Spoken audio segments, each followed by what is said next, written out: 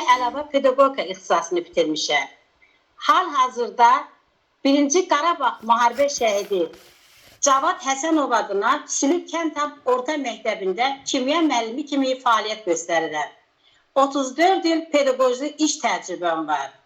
Mən daimi öz üzərində çalışan, yeniliklərə açıq olan bir müəlliməm və şagirdlərimə də bunu tövsiyə edirəm.